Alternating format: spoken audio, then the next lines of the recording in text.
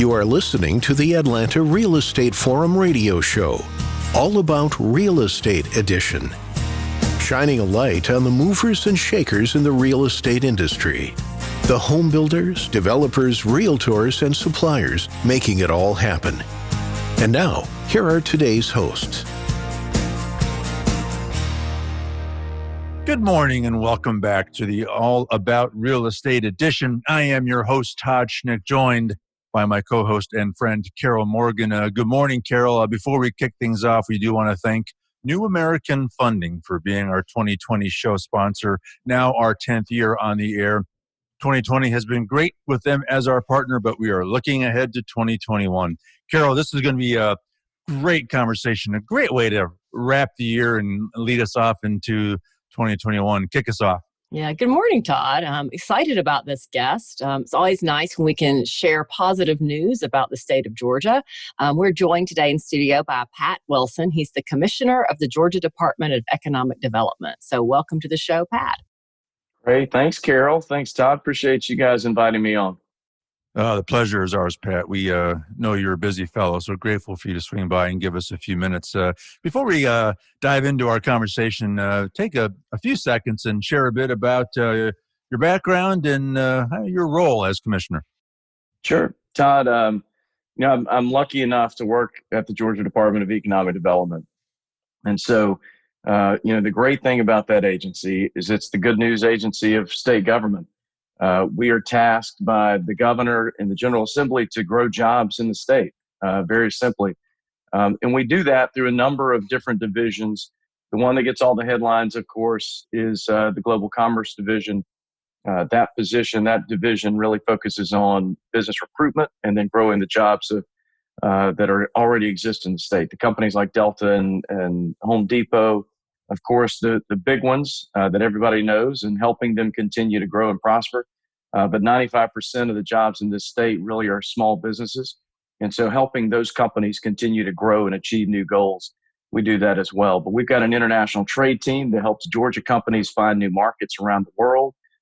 Georgia has 12 international offices around the world in strategic markets to help our companies here with on-the-ground advice and, of course, links into new markets all around the world. Not many people know that Georgia really it has its own international division as well. But we have the Georgia Film Division. Unless you're living under a rock, you know that film is booming in Georgia and continues to grow, even in a post-COVID world where I think we're well placed to really be the epicenter of film in the United States.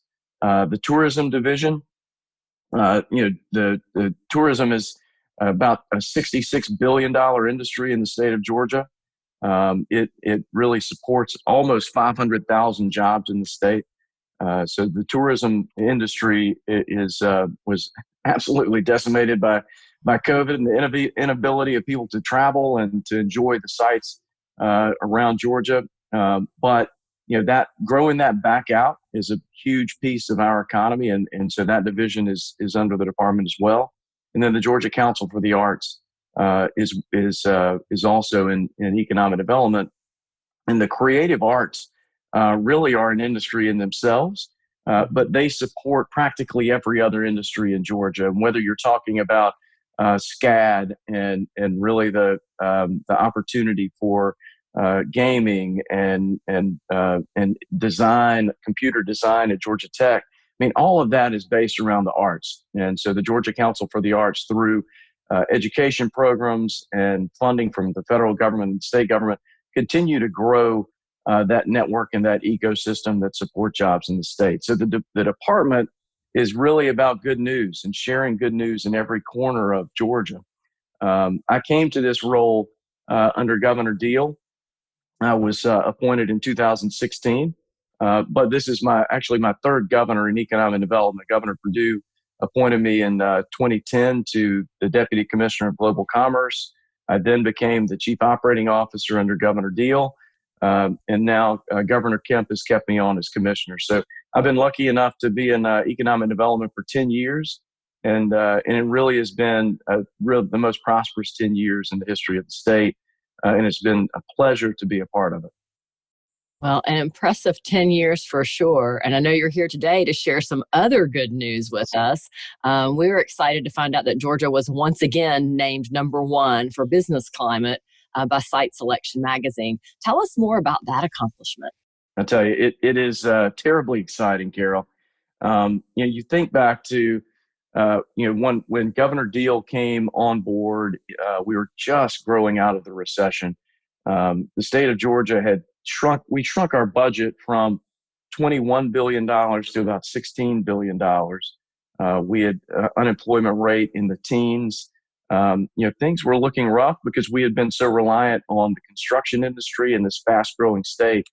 They made the decision then with the General Assembly that we want to come out of this. We want to grow out of this. We're not going to raise taxes. In fact, we're going to lower taxes on energy costs used in manufacturing. We're going to create an environment for the state to really grow our businesses. And so through that, they laid the groundwork to be named the #1 state in the nation for business. And we've now held that ranking for an unprecedented 8 years. Yeah, that's crazy. Which is amazing. Yeah. 8 years in a row. And so we're really excited about that because it shows a commitment from leadership in the state and the business community in the state to continue to move Georgia in the right way, in the right direction. And part of that, of course, what comes out of that are the jobs and the opportunities for Georgians. And you think about even now where we have really faced, a time in our lives where there is no playbook in how you come out of a pandemic, but where we went to an unemployment rate in the upper teens, we're back down to 5.6%. The momentum is there, and we continue to move in the right direction. And so that award means a lot to us, especially this year, because I feel like we're doing it in the face of really unprecedented global headwinds. Yeah, absolutely. Pat, I think you do have the most fun job in Georgia government. Talk about, though, I mean, it's one thing to cite a magazine ranking, but talk about how they actually came up with that ranking. What's it based on? How do they do that? I'll tell you, Todd, and part of why we talk about this ranking is because of who selects it. And, I just saw that today, or, that People Magazine's ranking of the sexiest man alive, that is rolling out. Is that you too? Obviously. I mean, as you can see from the. This is why we wanted to video this conversation. It's of course, that is just a vote of a bunch of editors sitting in a room looking at pictures. What makes this unique and why we really love to talk about this is it's based on rankings from site selectors. So this industry's changed a lot in the last 10 years. And when I started in economic development, about 70% of our leads came directly from companies that are looking to grow. And they send an RFI straight to states and they say, all right, show us the sites based on this criteria. So now you have site selectors that really are hired by companies. About 65 to 70% of our leads come from site selectors who do all the legwork for companies. And so they look at, at site availability, your workforce, your logistics network, all the things that make a company prosper in the long run. The site selectors weigh all that out and give a recommendation to companies on where they should ultimately locate. The companies make the decision in the end, but they do all the legwork.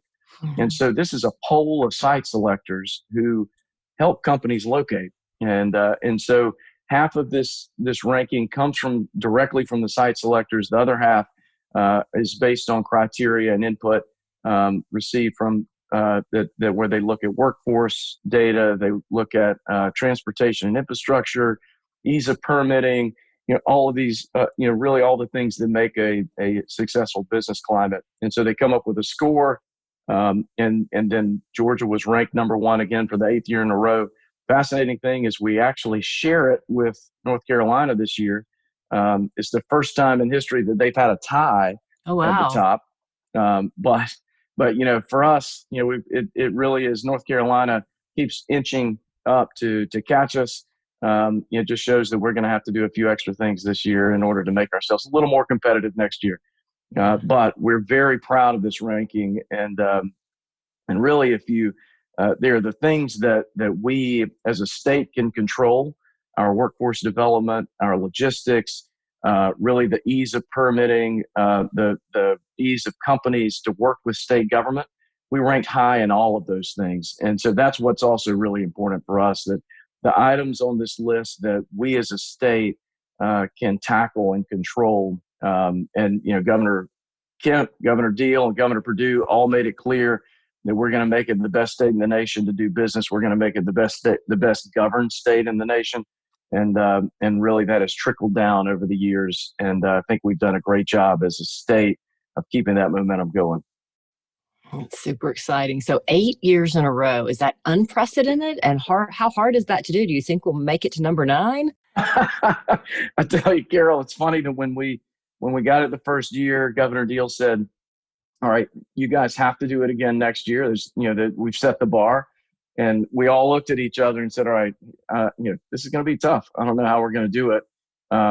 8 years, not only is it unprecedented, it's terribly tough to do, but it really does show this continuum of stability when companies continue to make decisions, knowing that in the next 20 years, they're making an investment not for today, but this is a decades-long investment. We've got a track record. We're showing companies that we can continue to grow in the right direction, and we're going to handle our business as a state well. And so, absolutely, it's tough. And so, we're going for number 9 and ultimately number 10. I think we've as a state leadership team, we're not going to go down kicking and screaming. We're absolutely going to nail this again. Yeah, Awesome. I have every confidence. You've touched on it a few times so far, but talk more about the job growth in Georgia. I mean, we are at the end of what has been, let's just say, an unprecedented year of economic challenge with this pandemic. Yet Georgia continues to, based on your success, thrive, and I'm sure it's poised for an exciting 2021. But talk more about job growth and where we are and where we're going. Yeah, this is the story that I feel like hasn't been told, and we keep pushing it out. Obviously, in an election year, and you've got a worldwide pandemic, it's tough to horn in good news, right? To really get it out in front of everybody.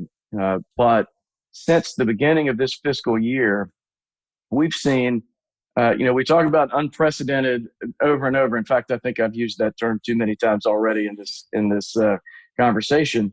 But we have seen unprecedented job growth since the beginning of this fiscal year. Now, the state fiscal year starts July 1 and runs through June 30th. And so the state fiscal year started in the middle of basically a lockdown, a global shutdown. You can't travel. You can't go visit sites. You can't do all these things that really companies are used to doing in a site selection process. But in the first 4 months of our fiscal year, we've welcomed almost 12,000 new jobs to the state. And that's coming from our department. Those are projects that we have worked. That doesn't count all the numerous other small projects that are going on. The companies just grow because they have to grow. But that's a 45% increase year over year, quarter over quarter from last year, and that's in the middle of a global pandemic. And so we have a real opportunity. And just to put that in perspective quickly, that we last year announced 24,000 jobs for the entire year. Right now, we're looking at the first quarter of almost 12,000 jobs. Wow. And so it's pretty amazing when you kind of put that into perspective and that increase. And I've had a number of companies, as they continue to go through this process, and asking them, what's the need? Like there's so many, really, so many unknowns right now. And why are you making this investment? Well, the United States market continues to be the safest investment in the world, and I don't care, what you're looking at. I don't care what your criteria is. our business climate in the U.S., even in the middle of an election, is the safest in the world. But the other piece of that is this is not a recession as in something that creeped in over time based on bad fiscal policy. The United States economy was roaring prior to the pandemic, and the Georgia economy was roaring. There was a need, and there's going to be a pent-up need when we get back to some sense of normalcy. And so companies are using this time, if they had something in the 5-year plan to make an investment, to automate, to open in the U.S. market, they're reinvesting back into their company. And then the other piece of that is that through this supply chain crisis that we've seen across the multiple different sectors, industry sectors, and whether you are in pharmaceuticals or whether you're in bicycles or whether you're in automotive, we've seen a disruption in supply chain around the world as different countries handle this pandemic differently. And so, these companies are realizing that, they need to diversify their supply chain. And so the United States, again, is the safest bet. Get closest to the consumer, get closest to the U.S. market. Companies are coming back into the U.S. And so this gives us a tremendous opportunity in kind of all these different sectors to continue that momentum. That's And fantastic. so the job growth has been great. We've seen an increase in investment. We're at $4.3 billion of investment from companies that are moving into Georgia. That's a 56% increase year over year. And we're seeing it. What's been interesting is you have companies that are growing it because of the pandemic. HelloFresh, was all of the kind of the food, prepared food markets are growing. But then you have fintech. Obviously, we're all buying more online right now. Anytime that anything you're purchasing online, there's a job that's attached to that on the back end. Fintech, the transaction corporations here in Atlanta, it's really an organic industry that grew up around the talent of Georgia Tech, and of course this trunk line of fiber that we have here in Georgia. And so 70% of all financial transactions that happen in the United States bounce off a Georgia company. They somehow come through the state of Georgia. And whether you're talking about global payments or FIS or Fiserv or First Data, all of these companies have grown up here in Atlanta, and they play such an important role in that network of financial transactions. So that has boomed, and of course cybersecurity comes with that as well. And so the cybersecurity industry continues to grow. We've had great announcements like Papa John's moving their headquarters into Cobb County. They're into the Battery, which we've that investment continues to grow and pay dividends. And then to your team and everyone listening, there's going to be great news coming as well too. So keep your ears open as we continue this momentum, because I think you're going to see some really fantastic news coming in Georgia as well over the next month. So be ready for that. New American Funding is committed to delivering home loans on time while providing 5-star service. Their 14 business day close guarantee and fully underwritten pre-approval gives you an unbeatable 1-2 punch impossible for sellers to ignore. For more information on New American Funding, call 678-898-3540. That's 678-898-3540.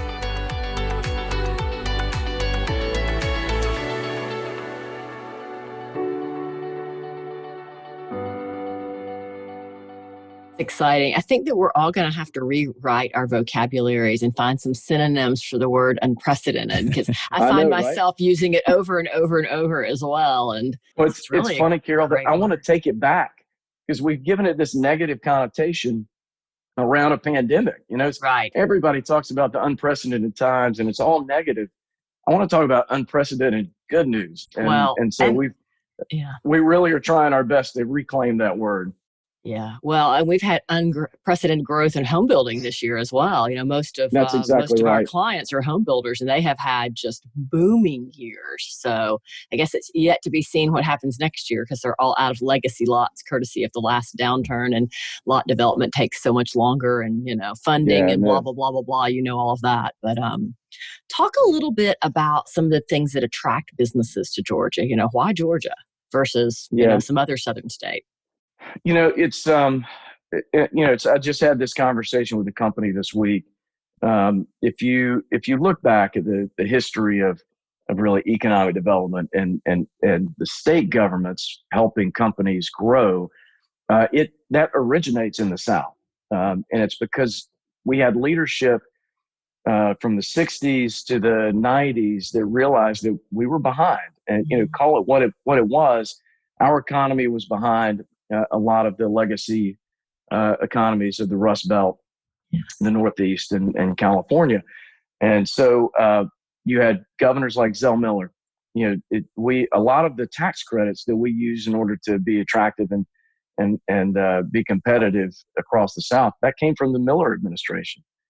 They put those in place to jumpstart the Southern economy and help us grow businesses. But then if you look at how we as states in the South continue to reinvest in our people, one of the things that Georgia always scores highly on is our workforce.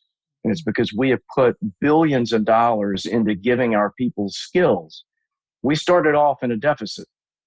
If you look back to the reliance on agriculture and the textile industry, really solely in the 50s, 60s, you look back to 1968, the General Assembly and the governor made a concerted effort to give Georgians skills.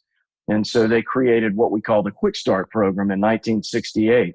And the goal was to listen to companies, understand what companies' needs are, and then we're going to use our technical colleges to train our people for the skills that are available so that we know that there are jobs available in Georgia.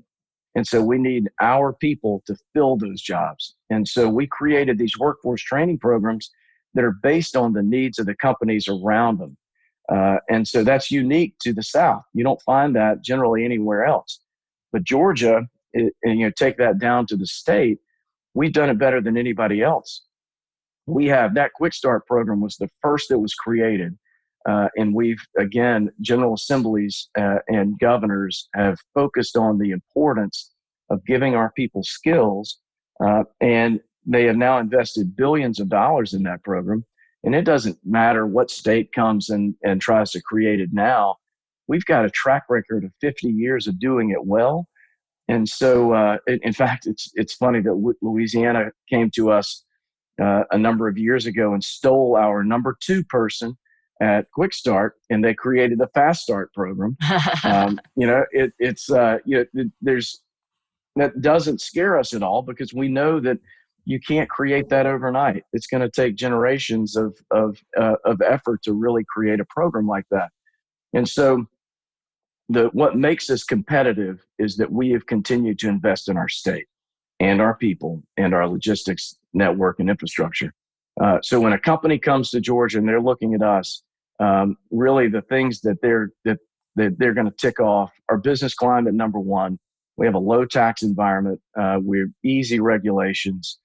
We make it easy for companies to come in and grow. And so, check that box. The next thing is logistics. Georgia has unrivaled logistics with the world's busiest airport. Our friends at the Georgia Ports Authority, they are the fastest growing and most efficient port in the country. And they continue to reinvest, whether it's deepening the harbor or the mega rail project that they are creating down there right now, which will give them the ability to put cargo on trains and reach Chicago very easily. It opens up new markets in the Midwest for Georgia. All of their investments continue to drive economic development across the state. I would be remiss if I didn't mention their inland ports. They've created an inland port in Murray County up in North Georgia, which keeps trucks off the road in Atlanta. It puts cargo on a train in Savannah. It takes it up to Murray County, which is just south of Chattanooga. And you can then put it on trucks there and send it out. And then vice versa. Cargo comes in up there and goes to the port. But it keeps those cargo trucks off the road around Atlanta, which is fantastic. But so you have workforce, you have business climate, you have infrastructure. And then lastly, though, is the quality of life. Companies are looking for a great place to live. And, this goes back to our home builders and it needs to be, it's a great place to live. It needs to be a fairly cheap place to live. We have a great cost of doing business here. I moved down from Washington, D.C. 12 years ago, and it was a raise just moving out of that market and moving into Atlanta.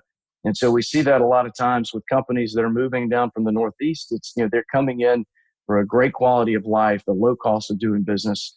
And that makes a difference for their corporate community.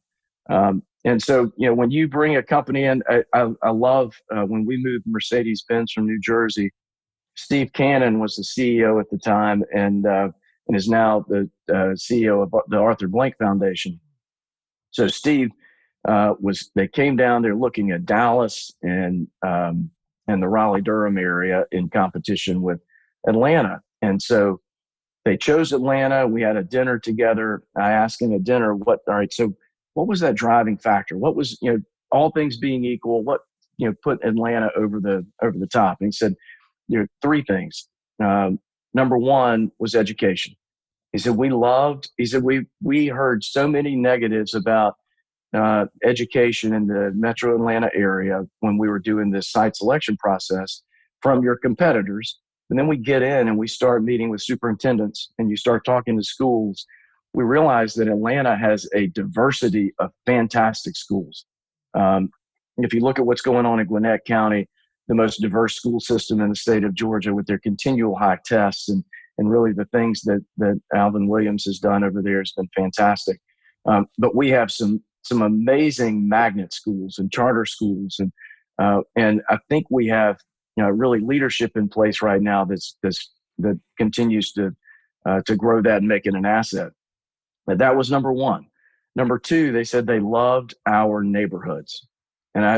So I always, we kind of hear that as a negative a lot of times that, Atlanta is not this giant city. It's a bunch of small cities kind of crammed together. But what Steve said was that they loved that their employees could come in and find a place that fits them. Mm-hmm. And whether it's, the Decatur and that awesome little town over there, or if you go to Sandy Springs and the great things that are going on there, or if you are, in College Park, or there is a place that fits you and fits your position in life, where you are and what you're doing, where your family life is and what you want to accomplish with a family. And so they're going to find that spot. He said that was a fantastic driver for them. And then the other piece that I'd never heard before, he said that when they moved they were in New Jersey. He said there are a number of Fortune 500 companies in New Jersey, and he said we didn't know each other. I don't know the CEO of the company next door, and we could be in the same building and not even know each other. He said we did this event at the High Museum where we just put Mercedes in a room with Richard Anderson from Delta, Donna Highland from CHOA, and it was Paul Bowers from Georgia Power and Arthur Blank. Just put them in a room and let them talk. And he said, we sat down in the room. They knew each other's families. They knew each other's their what's going on in their lives. They knew what was going on in their companies and in the business community in Atlanta. He said, we don't have that connectivity in New Jersey. We really loved the fact that the business community in Georgia is connected. It's like a family, and they all work together. And so that was really a driving factor for them. And so those really are you talk about what goes into each project and what makes it special. They're all different, but what they came out with really, I think, is what sets us apart as a community and as a city. And really some negatives that we hear really are positives. I think that we as a city have done a great job of really with leadership and with our communities rowing in the right direction and creating an environment for companies to grow and thrive. What a great story you get to tell. And like I said earlier, you do have the most fun job and you have some great assets to talk about. How exciting is, and so looking forward to seeing where you guys go in 2021. Pat, we're out of time. So before we let you go, should anyone need to connect with your office or learn more about everything happening at the Department of Economic Development, where do they go? Todd, www.georgia.org is a website that's got everything you need on it. Our phone number is 404-962-4000. And if you're looking on Facebook, we're at GDEcD, GDEcD. Got it. Pat Wilson, the Commissioner of the Georgia Department of Economic Development. Pat, again, great pleasure to have you. Thanks for all your great work, and good luck to you. Todd, thanks a lot. Appreciate the opportunity. Carol, thank you. Pleasure Absolutely. was ours. All right, well, that wraps this week's All About Real Estate edition. On behalf of our show sponsor, New American Funding, my co-host Carol Morgan, I am Todd Schnick. That's all the time that we have for today. Thank you for tuning in and listening, and we'll look forward to seeing you again right here tomorrow. We'll see you then. Atlanta Real Estate Forum Radio is made possible by Denim Marketing, the publisher of Atlanta Real Estate Forum, Atlanta's favorite source for real estate and home building news. Denim Marketing is a comfortable fit, like your favorite pair of jeans. Denim Marketing tailors marketing strategies to meet your specific needs and niche. Try them on for size. They will work to create a perfect fit for your company's marketing program. Call them at 770-383-3360 or send an email to info@denimmarketing.com. For more information on Atlanta Real Estate Forum Radio or to inquire about being a guest, contact info@atlantarealestateforum.com. Check out the radio show by visiting atlantarealestateforum.com or by listening to the show on your favorite podcast app. And if you enjoyed today's broadcast, we'd sure appreciate a rating and review on iTunes. Thank you again for listening, and we'll see you next time on Atlanta Real Estate Forum Radio.